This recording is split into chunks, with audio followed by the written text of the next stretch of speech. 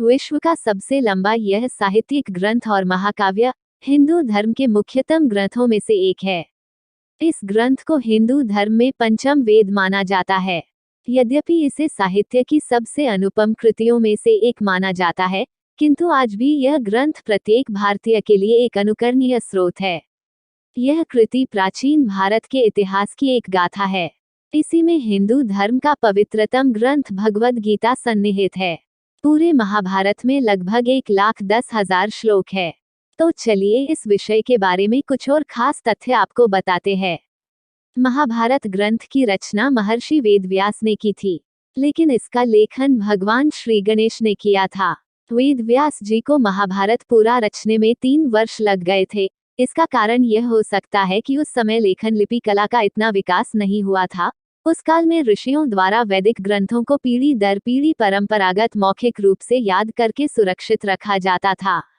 गणेश जी लिखने को तैयार हो गए, किंतु उन्होंने एक शर्त रखी कि कलम एक बार उठा लेने के बाद काव्य समाप्त होने तक वे बीच में नहीं रुकेंगे।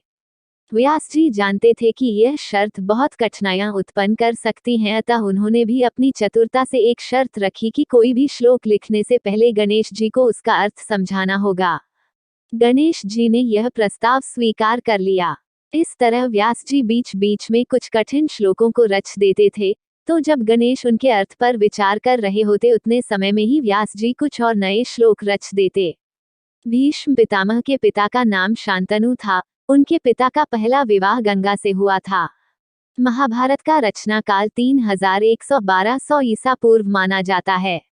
महाभारत का मूल तत्व और आधार कौरवों और पांडवों के मध्य का आपसी संघर्ष था।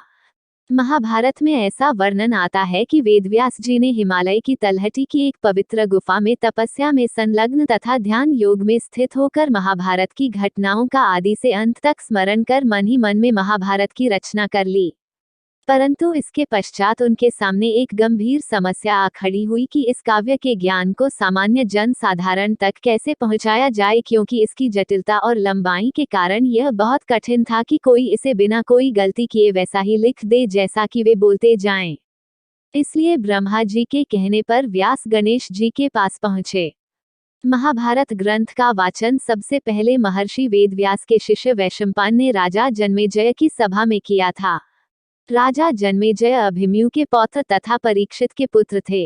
इन्होंने ने ही अपने पिता की मृत्यु का बदला लेने के लिए सर्पयज्ञ करवाया था। महाभारत में विदुर यमराज के अवतार थे। ये धर्मशास्त्र और अर्थशास्त्र के महान ज्ञाता थे। ऋषि मंदव्य के श्राप की वजह से उन्हें मनुष्य योनि में जन्म लेना पड़ा था। दुर्योधन ने भगवद गीता सुनने से यह कहकर मना कर दिया था कि वह सही और गलत के बारे में जानता है। उसने यह भी कहा कि कुछ शक्तियां हैं जो उसे सही मार्ग चुनने नहीं दे रही। अगर उसने कृष्ण की बातें सुनी होती तो युद्ध टाला जा सकता था। कहा जाता है कि महाभारत में 18 संख्या बहुत महत्वपूर्ण है। महाभारत की पुस्तक में 18 अध्याय हैं। गीता में भी 18 अध्याय हैं। कृष्ण जी ने अर्जुन को 18 दिन तक ज्ञान दिया था। कौरवों और पांडवों की सेना 18 अक्षौहिणी सेना थी, जिनमें 11 कौरवों की और 7 पांडवों की अक्षौहिणी सेना थी। यह युद्ध भी 18 दिन तक चला था और युद्ध में 18 योद्धा ही जीवित बचे थे। महाभारत में 18 संख्या या तो कोई संयोग है या फिर इसमें कोई रहस्य छिपा है।